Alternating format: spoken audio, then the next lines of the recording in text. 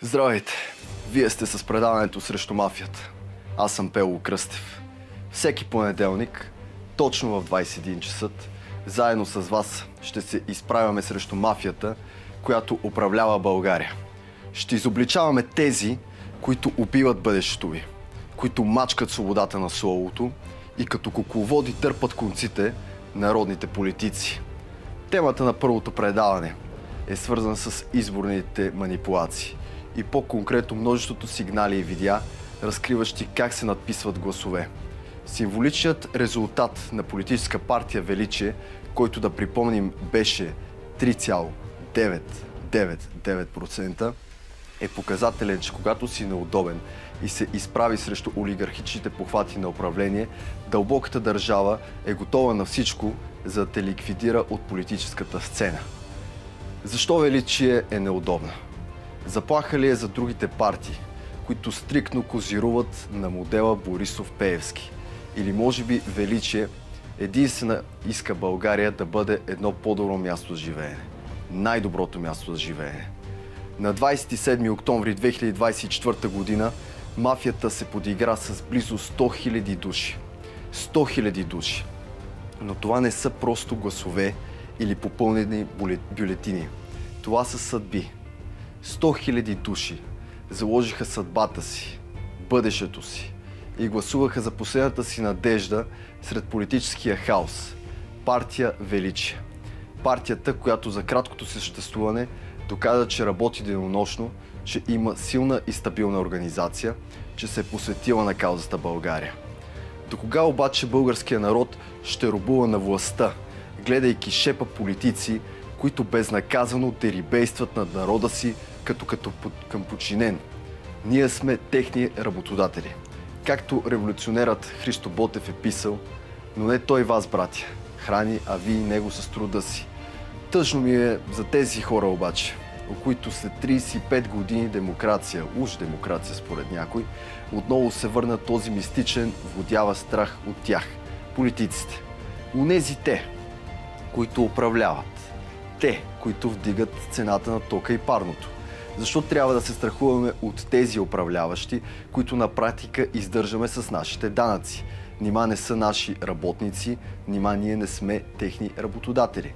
Надявам се тази истина да бъде разбрана от все повече хора и в България да не живеят повече поданици, а граждани. Граждани с равни права. До тогава оставаме само ние, които се борим срещу мафията. Тези, които ни заплашват в опит да ни спрат. Мен се опитаха да ме пречупят с апетитни предложения за работа в така наречените национални ефирни медии.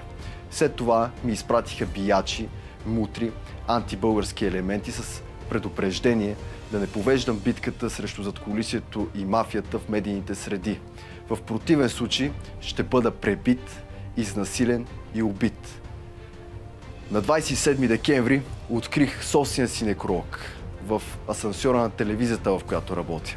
И не се отказах, защото България трябва да поеме по нов път, национален път. А тяхното време на тези, които се страхуват, че ще изпаднат от властта, изтече. Тази заплаха не беше срещу мен.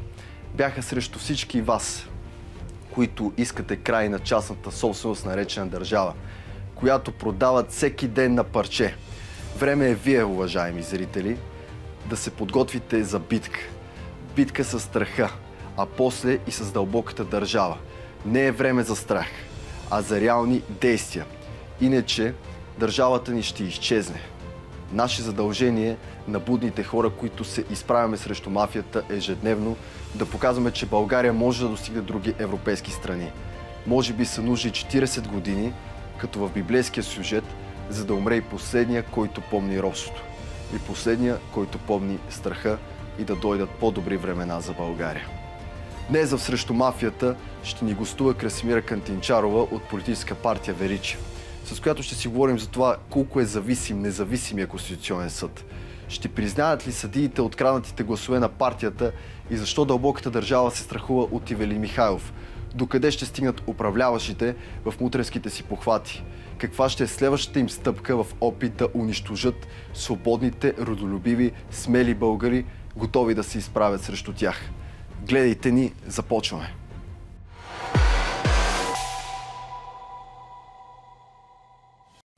Госпожо Кантинчарова, здравейте! Здравейте! Какво се случи през това време от 27 октомври до днес? Какво е решението, което очаквате от Конституционния съд? Позволете ми да обобщя, че откакто се състояха изборите на 27 октомври, така наречените избори, които произведоха един нелегитимен парламент с една власт, която на практика беше узурпирана, ние свършихме неща, които никой в държавата ни до този момент не е извършвал. Първо, благодарение на екип от доброволци, ние свършихме работата на ЦИК, като прегледахме невероятно количество данни, видеонаблюдение, проследихме протоколи от изборните секции, решенията на ЦИК, цялата база данни, която е обществено достъпна, беше прегледана и за има-няма седмица, дълбок поклон към всички, които ни помагаха, доброволно, подчертавам, в този процес, ние предоставихме доказателства за кражбата на изборите на 27 октомври.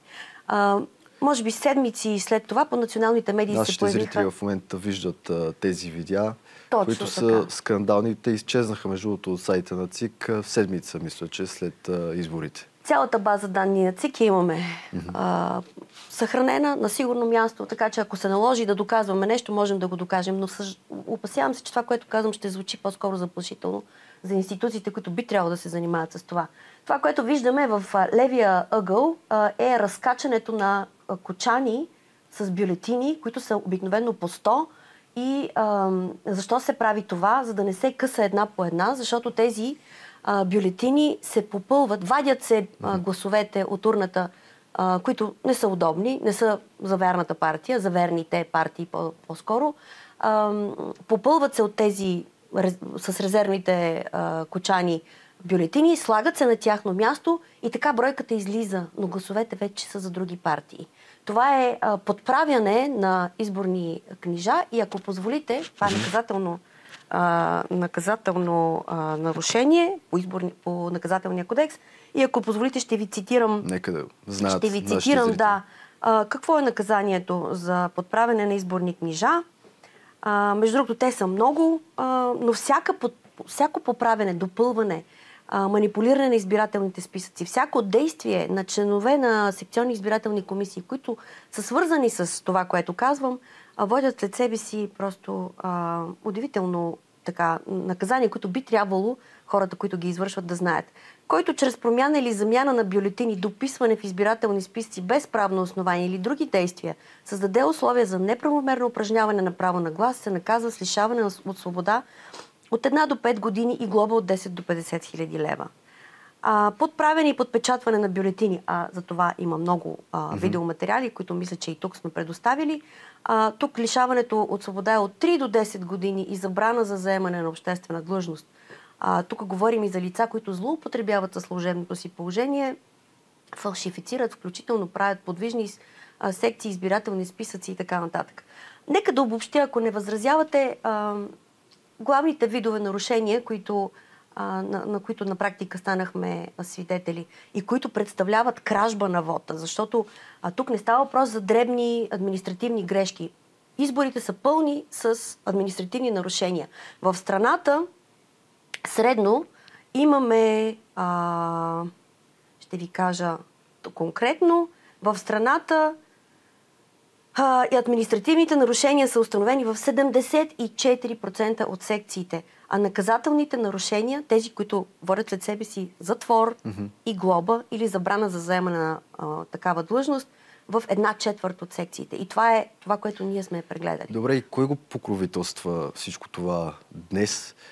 И как всъщност гражданите, българите ще имат доверие в институциите, въобще в изборите след всичките тези доказателства? Това е риторичен въпрос, господин Кръстев.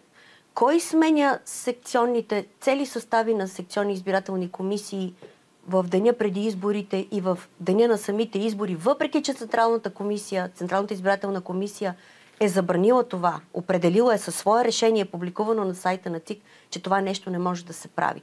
По закон районните избирателни комисии могат да направят това по искане на партиите 12 дни преди изборите. Ние имаме едни секционни избирателни комисии с подменени състави в нарушение на закона, утвърдени, дето се казва, от никого, които са незаконни.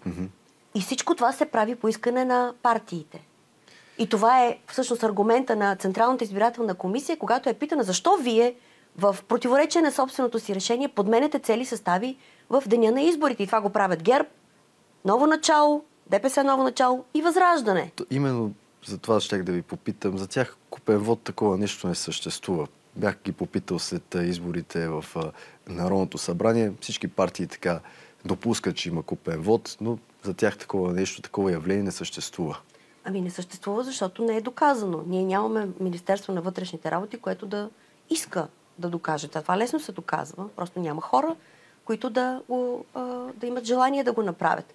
Няма хора, които да съпоставят броя на гласоподавателите ни с броя им в избирателните списъци. Никой не желае да отговори на въпроса защо. Ние сме го поставили това на Конституционния съд, за което бих искала да кажа няколко думи.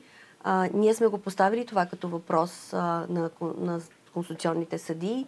Защо в фантомните секции или в подвижните секции, така наречените, гласуват до 500% повече хора, повече гласоподаватели, отколкото са се регистрирали с определена нужда да го направят. Какво става с фантомните избирателни секции? Защо са отпечатани 1,5 милиона повече бюлетини, отколкото са избирателите по системата на ГРАО, при положение, че по закон може само 10% повече бюлетини да се отпечатват? Защо едни и същи партии влизат в парламент? Едни и същи партии влизат в парламент. Една от тях се опита да разбърка системата, направиха грешката с едни други планове да я допуснат в парламента и тя повече няма да я пуснат да влезе там. Нека да коментираме и таблицата, която вие ни предоставихте. Всъщност. Да, таблицата, която видяхме за момент, показва точно броя бюлетини повече, които са отпечатани във връзка с изискването бюлетините да бъдат само с 10% повече от Откъде е взета тази таблица? Тази таблица е взета от данни от Народното събрание, от ГРАО към Министерство на регионалното развитие и съпоставка с нашите екипи, които наблюдават и сборуват доставените бюлетини в броя на секциите. В секциите в страната и в чужбина. Добре, сега ще видим колко е независим Конституционния съд, но ако ви допусне до 51-то Народно събрание, какво ще се случи?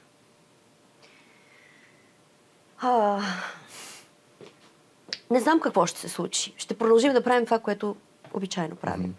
А то е да показваме какво всъщност става в страната.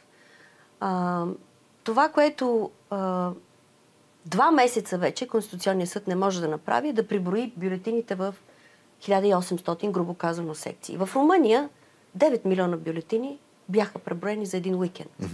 Очевидно, тук няма желание да се случи това, което всички в държавата участват, но някой от, как да кажа, управляващата върхушка не желая да повдига този въпрос.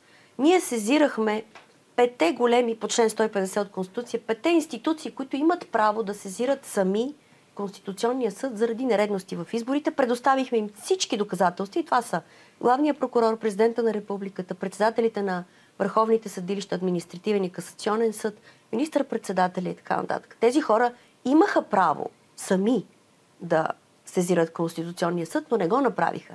Аз питам защо. Защото ако го бяха направили, те трябваше да кажат, че изборите са за сезиране, че изборите са за касиране, че този изборен кодекс не работи, че той е за смяна, а не за фризиране, както се опитват да го направят в момента. Тези големи не бяха поканени от Конституционния съд, за да дадат становища. Говоря за институциите, които изброихме.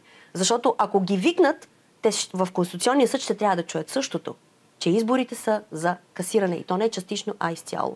Именно това. Лицемерно ли е тези политически партии, които говорят за частично касиране на изборите, не за цялостно? И какво се крие за всичко това? Това е опит за пране на изборите. Защото когато ти занимаеш конституционните съдии с неубедителни доказателства, предизвикваш съдиите да кажат, че няма проблем с изборите, което означава, че изборите по принцип биват валидирани, а те са откраднати. Ние имаме доказателства за цялостно касиране на изборите и го поискахме от конституционните съдии. Но аз имам въпрос тук. Големите, които ние сезирахме с молба да се сезира Конституционния съд, говоря за президент, председатели на върховни съдилища, министър-председател и така нататък. Големите, с изключение на президента, се избират от парламента, нали така? Mm-hmm. Кой диктува в парламента? Едни и същи партии. Едно ОПГ от партии. Това е организирана престъпна група, която не управлява България. Тази група консумира България. И българските избиратели са превърнати в политически фораж. Тези хора никога няма да тръгнат срещу собствените си интереси. Говоря за лични интереси. И тяхното мълчание е оглушително. Възможно ли 100 000 гласа да бъдат откраднати? Господин Михайлов няколко пъти повтори цифрата 100 000 откраднати гласове на партия Величие. Възможно е. Възможно е и всичко е въпрос на внушения. Значи, почти 3-месечното мълчание по въпроса, изключая първите седмици, когато беше така актуално и за кражбата на изборите, ние направихме всичко възможно. Освен, че свършихме работата на ЦИК, правихме протести, писахме статии, явявахме се и се молихме да повдигнем темата по студия. Много малко медии, включително тази, която сме и вие лично откликнаха на това, като огласиха проблема и го озвучиха. Ние се радваме на едно институционално мълчание и мълчанието на така наречените национални медии, които за мен са национални по обхват, но не и по отразяване. Но са редакционна политика. Точно така. Значи те пригласят на управляващите, на партиите, които ги притежават на практика. Няколко души са в държавата. Това няма нужда да ги споменаваме. Как ще коментирате след изборите перформанса, който организира ДПС ново начало и Делян Пеевски, където се изяви като лидер, като човек, който води масите. Аз бях там като репортер, имаше хора, които бъркаха ДПС с БСП, крещяха, ние не сме фантоми. Какво се крие? Имате предвид 11 ноември, големия протест. 11 ноември, в който пък и вие излязохте на протест с искане именно да се докаже, че изборите бяха купени. Ние на 11 ноември, когато се състоя този така наречен масов протест на жълтите павета, това беше деня, в който се конституираше 51-то Народно събрание. Нашия протест поиска депутатите да не се заклеват, защото те извършват престъпления, морално, спрямо всички български избиратели, защото хората, които са вътре в този нелегитимен парламент, на практика са узурпатори на властта. Това не е демокрация. Това е всичко друго, но не е демокрация. Но успяхте ли да събудите хората с подобен протест? Той беше и сутринта, и вечерта. Това, което наблюдавах с протеста на Пеевски, беше масово организиран, с предварително принтирани агитационни материали, автобуси, които протестиращите не можеха да прочетат. Протестиращи от цялата страна, докарани с автобуси. Това е ясно за всички, че са платени неграмотни хора, които са за съжаление, между другото, не за подигравка. Приключи протеста и всичките тези плакати просто останаха по земята. Да, това е много показателно. Те бяха извозени, автобусите ги чакаха на 100-200 метра от мястото, където бяха докарани да протестират. Бяха извозени вечерта, през нощта. Наши симпатизанти и съмишленици ни изпращаха видеа как по 2 часа тръгват с общински автобуси от разни малки градчета и населени места. Това е, какво да ви кажа, това е подигравка с моята интелигентност и с интелигентността на българските граждани. Аз не вярвам някой, освен самите им роднини на протестиращите, да вярват, че е имало спонтанни протести в защита на ДПС ново начало. И въобще поведението на господин Делян Пеевски беше абсолютно в унисон на този ценз, който преобладаваше на жълтите павета, точно срещу стълбите на централния вход на Народното събрание. Около нас имаше протести, места за ангажирани за протести, които ни бяха отказани, но пък те останаха полупразни. Няма да визирам политическите сили, които бяха ги ангажирали, но се надявам да си помислят за това, защото това изглежда като, как да кажа, не точно като подкрепа, не точно като протестът, като нещо, което е точно обратното. Нашите протестиращи бяха проверявани 7 пъти. На 7 места преди да стигнат до мястото, което ни е отредено за протест. Бяха им записвани данни. Добре си беше подготвила така целият ресурс, всъщност да откаже масово протестиращи се да присъстват на справедливия протест, който вие организирахте. Точно така. Това, което и двамата всъщност казваме, аз мога да обобщя като организирана атака срещу всички, които искат да кажат истината. Всички, които казват неудобната истина, че имаме едни партии, които действат организирано срещу държавата, срещу правата на гражданите, срещу начина, по който се упражнява демокрацията. Вече слагам в кавички. У нас демокрация няма. След като българите бяха измамени на изборите на 27 октомври, ние не можем да говорим за демокрация. За нищо друго, освен за узурпиране на властта от един нелегитимен парламент, който ни занимава със себе си. Вие видяхте колко време те не могат да изберат председател, колко време не могат да се разберат за правителство и какви решения ще взимат. Как може нелегитимна власт да взима решение? Какво правителство е това? Какво правителство е? Нелегитимна власт, която взима някакви решения. За кого ги взимат тия решения? В чий интерес? На тях ще има весело. Ще има още да присвояват, да консумират, но за нас, останалите, които аз не казвам, че сме партия, която е единствено ощетена. Всички сме ощетени тук. Всички български гласоподаватели и български граждани са ощетени. Ще продължава ли да спада избирателната активност след подобни прояви на дълбоката държава и мафията, която управлява България, и как българите могат да бъдат събудени по тези теми, като се говори за тях непрекъснато? Няма медии, които... Има хора, които се интересуват и се ориентират само по националните медии. Докато те предпочитат само този източник на информация, се опасявам, че няма да могат да получат още една гледна точка. Затова ние призоваваме, развиваме собствена мрежа от канали и призоваваме всички, които ни гледат, да сверяват, да мислят критично и да четат новините не от националните медии, които успиват, за съжаление, населението, клиширайки и повтаряйки тезите на тези, които ни доведоха до тук. Гражданите продължават да се събуждат и ние много усилено работим за това. Може би ще имаме друг път възможност да посочим с доказателства какво точно се случва и какво показва, че гражданите се събуждат. Всъщност можем веднага да го кажем. Вижте какво става с искове срещу ЕРП-тата, вижте какво става срещу незаконните сметища, вижте какво става срещу незаконното строителство, протестите срещу изграждането на фотоволтаични паркове върху плодородна земя, гражданското общество, което се надига срещу изграждането на ветрогенератори също върху плодородна земя и така нататък. Това е процес, който няма да спре. Но тези, които не желаят да участват в това, не желаят да мислят критично и да си дадат сметка какво се случва в държавата ни, се опасявам, че ще се събудят за това по метода на пробата и грешката. Тоест, ще боли, ще бъде весело, ще страдаме още много. Добре. След рекламите продължаваме предаването с интервю с юриста Николай Панков. Разбира се, темата за изборните манипулации, но това само след малко.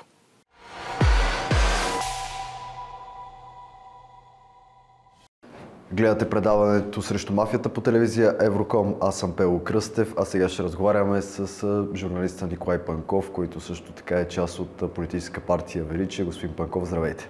Здравейте! За много години да е на херлия на новото предаване. Благодаря. И дано да изпълни своите заръки, да бъде един рупор срещу мафиотите и техните структури, които се оказа, че са държавни. Мафията ли открадна гласовете на Величие на 27 октомври? Величие не бе пощадено от държавната корупция и от мафията, която си има държава. Защото от тази мафия, която си има държава, си има и Народно събрание, си има и народни представители, си има парламентарни групи и техните ръководители са ясни.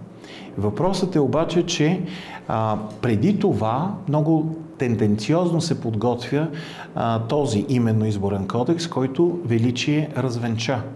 Развенча като формула за образуване и провеждане на честни избори. Развенча участието на ЦИК в тези избори, развенча участието на СИКовете и тяхното формиране, ролята на РИК, ролята на информационно обслужване, доказа, че всичко онова, което ушким е сложено в изборния кодекс да обслужва честността, прозрачността и най-вече доказано народния вод, който е преборен както е даден, е един мит. Но този мит, който Величие разби и с усилието, което положи, за да се формира от 50-то Народно събрание конституционна жалба, вие видяхте, поне две... Вие подготвихте всъщност. Не само. Ние дадохме и на останалите политически партии... Колко от тях се подписаха? Подписаха се 58, но ние дадохме и фактологията, до която ние стигнахме за уникално краткия срок от седмица, за да се подготви един такъв мащабен документ, който трябва до такава степен да бъде убедителен, че да говорим за пълно касиране.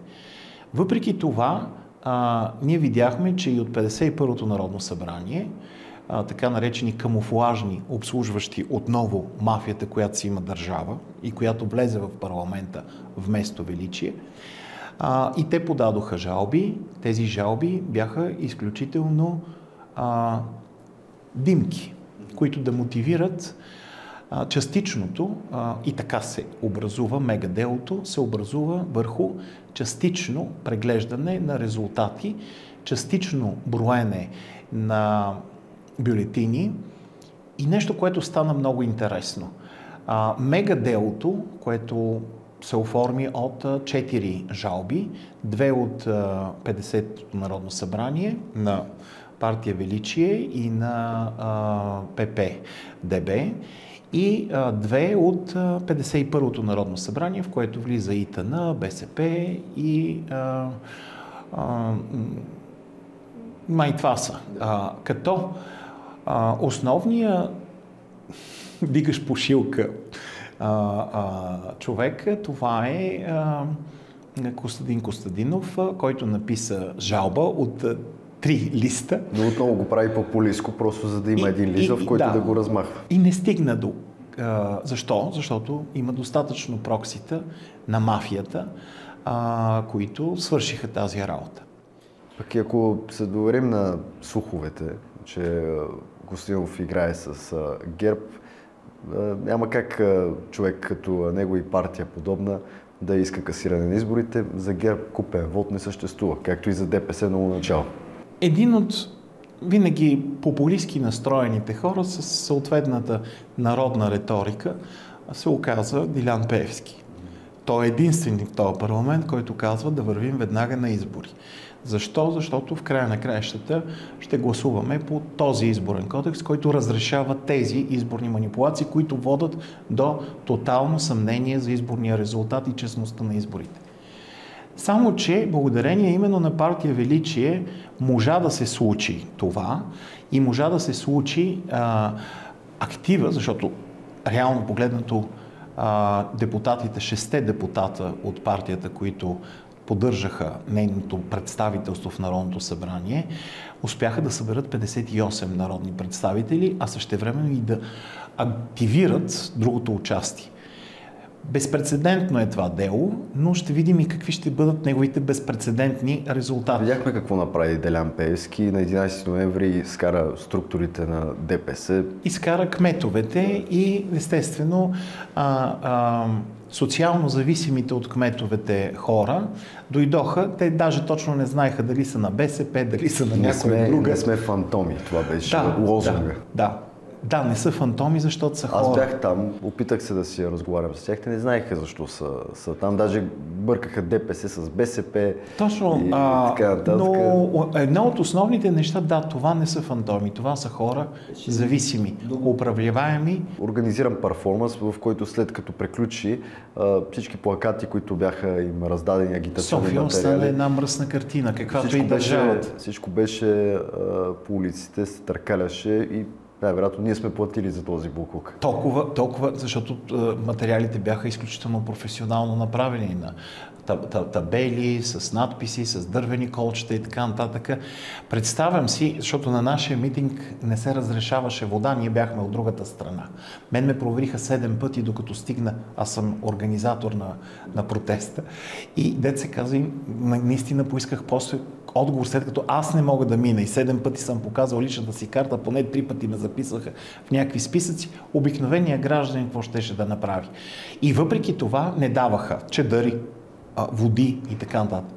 На митинга на властта на Дилян Пеевски бяха с колове, дърве и какво ли не, при положение, че той отправи една вербална заплаха към президентството, че този път каменните дървите и острите колове са в плакати, другия път може да бъдат оръжия. Че ще влезнат в президентството? Да, силово. Този път сме мирни, другия път ще бъдем немирни. И тук се затваря обаче един много голям въпрос. Какво се случва на фронта на Конституционния съд? Защото някакси тази история лека по лека затихна, чакаме той да си свърши работата, експертите нещо броят, макар че това са бивши конституционалисти, бивши членове на ЦИК, бивши членове на информационно обслужване и дет се каза ревизират сами себе си. Това е другата голяма въпросителна. От общо 14-те експерти, 7 са в конфликт на интереси.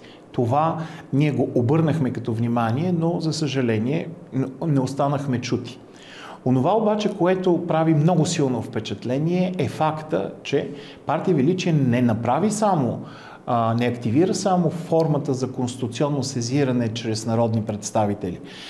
Ние писахме и до всички членове по 150, за да не обърквам хората. Това е член от Изборния кодекс, който казва, че президента, главният прокурор, председател на Върховния касационен съд, на Върховния административен съд, Министерски съвет, омбудсмана имат право и възможност да разгледат мотивирано искане от заинтересовани лица и те да внесат конституционна жалба.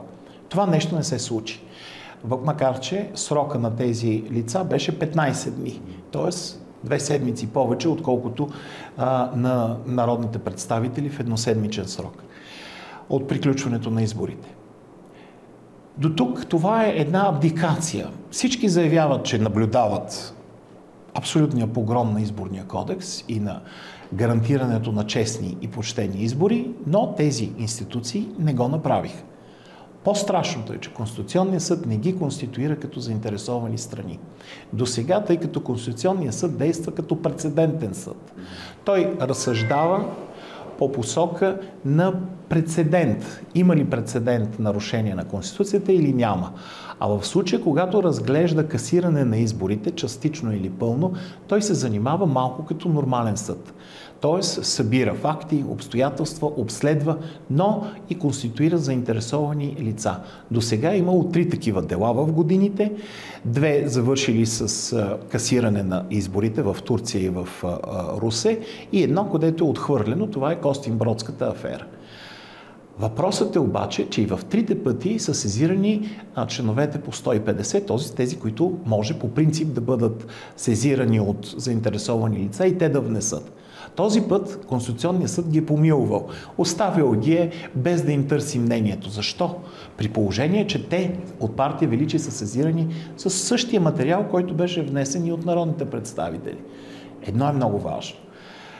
Не само, че ги е оставил и амнистирал от огромния проблем. Има ли проблем с Изборния кодекс или няма, но това е и друг тип индулгенция, че държавата е на мафията. Защото тези органи също се контролират от мафията. И след всички тези доказателства, как ще мотивираме българите да отидат да гласуват, след като знаят, че гласа им толкова лесно ще бъде откраднат? Резултата 3999 е показателен. Това си е едно отрязване. Напомня ми на историята с НФСБ преди години, когато по същия начин бяха на бариерата, обаче дори тогава мафията не успя да забере този смешен резултат, който е ясен за каква цел е. С Има такъв народ също, когато не успяха да прескочат, беше пак около 3 и нещо, но 999 те не видяха. Как се прави всичко това? Толкова ли е лесно в България? Основната разлика между тези два повода, които казвате, е, че тези партии се съгласиха или по-скоро не намериха сили да установят изборните нарушения. Този кратък срок от една седмица нямаха сили или желание и не зная точно какво е било, но в края на краищата има и другата ситуация, че толкова енергия, която се концентрира в доброволците на партия Величие, не е правена до сега. Аз имам наблюдение върху Продължаваме промяната. Те също се заеха да контролират с различни структури. И там се правиха паралелни преброняви и така нататък. Всичко това с IT-та и прочее, и прочее. Да сте чули да се излезе с обективно вече 4 избора. Защото са партия на статуквото. Ето това е основното. Значи трябва някакъв системен, не играч, т.е. системен, защото да активираш толкова голямо количество емоционален и доброволчески вод, не само като избиратели, но и като съпричастни. Между другото, ние имаме най-големия процент доброволци за застъпници. Той ще се увеличи. Те няма да се отърват така лесно. И забележете, толкова са ясни пробойните в изборния кодекс, който, между другото, е като брюкселска дантела, плетена на половин кука, даже не и на една кука. Това е направо. Това нещо го хващаш и го хвърлиш в кофа. Обаче, имаме 4 законопроекта. Ние ще ги анализираме и дай Боже в други предавания ще разкрием точно инструментариума на мафията, защото в този изборен кодекс, който фактически доведе до възможността да се докажат тези изборни манипулации, е правен от същия човек, имам предвид Руди, айде да не го казваме с прякор, но Радостин Василев, който е един от апологетите на борбата с мафията. Той го е измислил, той сам си признава, ние даже го показвахме това нещо. Тази седмица Ивелин Михайлов гостуваше в Евроком и каза, че най-вероятно Конституционният съд няма да допусне Величие. Така ли? Според мен Конституционният съд ще излезе с една витиевата формула. Между другото, тя се очаква да бъде такава, тъй като част от престъпленията, т.е. част от нарушенията са престъпления, те ще се измият ръцете и ще ги хвърлят на прокуратурата. По този начин те ще избягат от възможността, защото преброяването на гласовете е свързано с криминологенен елемент. Базикането на машинките и всичките, това е криминален сюжет, защото ние там имаме дописване, имаме надписване, имаме двойно осчетоводяване на резултатите от машините. По начина, по който е формирана експертизата, ние ще видим на изслушването, но то, за съжаление, няма да бъде публично на експертите, защото те ще бъдат на 16, точно когато. И забележете, синхрона. Ще избираме главен прокурор, ще се джуркаме и ще изслушваме. Всичко е подредено в сценарий. Да. Защо не на 13 или на 14, нали? Или на коя дата? Не, на 16. Добре, хубаво. Това показва театъра на сенките на мафията, защото Конституционният съд е политически орган, а той трябваше да бъде орган на авторитетни експерти, които да бранят Конституцията от мръсните ръце на политиците. Той се превърна в политически пенсионен клуб с една идея, че те вече започнаха да си плащат за присъствието там. Видеоматериалите, които също така видяхме в социалните мрежи с надписвания, снимките също така. Това не е за първи път. На местните избори също имаше подобни прояви. Едно от важните неща е, което трябва да наблюдаваме в решението на Конституционния съд, е какво ще се случи с единствено от партия Величие, защото това е наш модел и наше откритие, свързано с назначаването на незаконните СИК-ове по време на самите избори и преди това. Конституционният съд допусна в това обобщено мега дело да се изследва този процес, като задължи Централната избирателна комисия да даде всички факти, обстоятелства, законови предпоставки за издаването на такива замени и така нататък. Няма нито един законов аргумент това нещо да бъде извършвано от РИК по искане на политическите партии, защото това противоречи първо на изборния кодекс, второ на решение на самата ЦИК. Знаете ли колко е перверзно писмото на ЦИК. Ние затова и ги сезирахме с допълнително искане да дадат отговори, защото е засекретено. Те казват, да, то е незаконно, да, в нарушение на нашия разпоредби, но това е волята на политическите партии. Демек, това е волята на мафията. Страхът им също беше голям, защото почнаха да трият някои кадри. Това е още по-съществено. Вторият много голям проблем, който подсказва, че ще бъда прав, че по-голямата част от нещата ще бъдат отправени некъде да е и новия главен прокурор, той да не е Филчев, дано то да не е Сарафов. Ама дали е Филчев или Сарафов или Гешев, май все е продукт на мафията. Но това, което ще се случи, те ще си измият ръцете и ще кажат, не можем, хайде прокуратурата да се произнесе. Тук обаче искам да издам нещо в аванс, което не е голяма тайна, то се готви. Партия Величие отново ще бъде на фронта и всичките 100% преброени, прегледани и обследвани резултати от видеонаблюдението, което казват, че не било доказателство, а то е специално за престъпленията, ще бъдат оформени в жалба до главния прокурор и до районните прокуратури. Благодаря много за това участие. Ние продължаваме разговор с Красимира Кантичарова в нашото студио.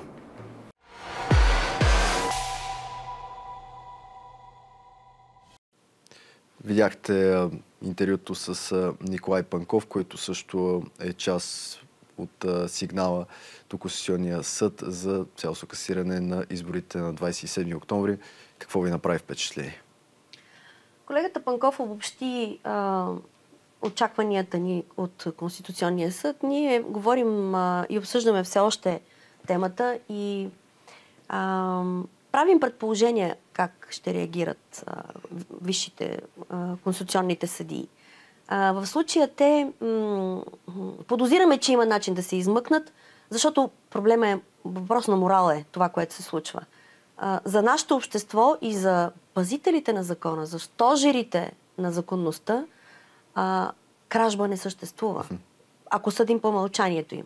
Сега е дошло време, в което след като депутатите, представители на партиите, които, както казах, консумират държавата, те консумират и правото, между другото, и превръщат нас, българските избиратели, в политически фораж за тях, коват закони, които вече, вървят срещу нас. И конституционните съдии в момента са изправени пред дилемата дали да защитят закона или правото. Но тъй като Конституцията е източник на правото, се надявам конституционните съдии да имат смелостта да отсъдят правилно. Дават ли си сметка как изглеждат отстрани? Защото не се съмнявам, че спят спокойно. Те си подиграха, казах в началото на предаването, с близо 100 000 човека, които си дадоха гласа за партия Величие, която е повече организация, отколкото партия. Това не са гласове, това са съдби. Те си подиграват с тях. Вижте, те не се подиграват само с съдбите на 100 000 души. Това е подигравка с съдбите на всички ни. Защото ако днес може да се излъже за един неудобен политически опонент, утре могат да ви излъжат за всичко. Тук става въпрос за основите на общото ни живеене. Ние сме държава членка на Европейския съюз, ние сме най-старата държава в Европа. Ние сме, подписали договори международни, които са над нашето национално право, които изискват от нас да спазваме върховенство на правото и правата на човека от Хартата за правата на човека, което е документ, който съществува преди да е съществувал Европейския съюз. Ние не можем да допуснем да се подиграват с нас по този начин. И тъй като единственият извод, който можем да направим е, че в България демокрация няма, видно е защо, видно е по чия вина, този списък от виновници непрекъснато набъбва и сега е ред явно на Конституционния съд да се причисли към едните или към другите. Защото Конституционния съд с едно категорично решение в полза на правото би върнал доверието и би върнал справедливостта в живота на хората. Ако не постъпи така, значи се присъединява към статуквото, колкото и да не обичаме тая дума, и всъщност играе за ОПГ-то което го назначава, между другото, защото и там са партийни квоти. Добре, много благодаря за това участие. Пожелавам успех и наистина справедливост. Така приключваме днешното предаване. Бъдете с нас и следващия понеделник в 21 часа. И запомнете, ако победите страха, можете да постигнете всичко. Исторически парк, светлината е по-силна от мрака. Сега е времето за нашата атака. Ей, чувал ли си ти за българския дух? Дух на мечти, на бъдеще, който гради синовете на земя, велика на Аспарух. Велик е той, българския дух. В село Неолфит, там където бурята спира. Исторически парк, пътят ни намира. Истината ярка, блести като звезда. В мракът като факла, в сърцата ни блесна. Капитал идва, хвърля сенки, шепти. Но как ще спреш нещо, дето в сърцето ни трепти? Жечев идва, хвърля кал, ама какво от това? Тинейджърът голям с тези бедни слова. Историята тук е като меч, остра и жива. Всяка битка, всяка болка в паметта се впива. Виж природа дива, свива енергията сива. В вените силата влива, душманите разбива. Исторически парк, нашата съдба. Тук историята свети като пълна луна. Нападките валят, но не могат да пробият. Римите не жалят, душманите се крият. Исторически парк, нашата съдба. Тук историята свети като пълна луна. Нападките валят, но не могат да пробият. Римите не жалят, душманите се крият.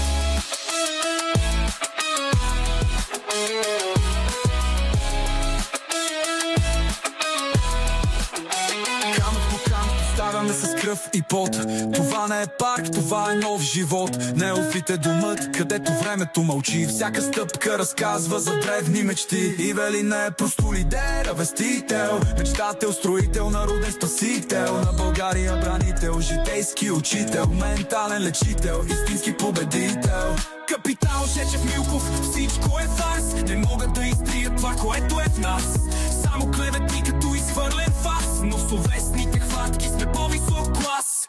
На помията ви сме пас. На помията ви сме пас. Исторически парк, нашата съдба. Тук историята свети като пълна луна. Нападките валят, но не могат да пробият. Римите не жалят, душманите се крият. Киро, знам, че много боли. Предават ни всички тези хора зли. Но чуйме, това не е само за нас. Това е за децата, за бъдещия ни клас. Всеки, който хвърля камък, ще види, че тези стени са посилни от всички обиди. Тук не се строи за ден, а за век. България в душата, това е нашият лек. Исторически парк, нашата съдба. Тук историята свети като пълна луна. Нападките валят, но не могат да пробият. Римите не жалят, душманите се крият. Йоу, исторически парк, държавата в пълен разпад. Но ние сме тук за това, да пазим историята, да носим светлина. Да върнем отново в старата човещина.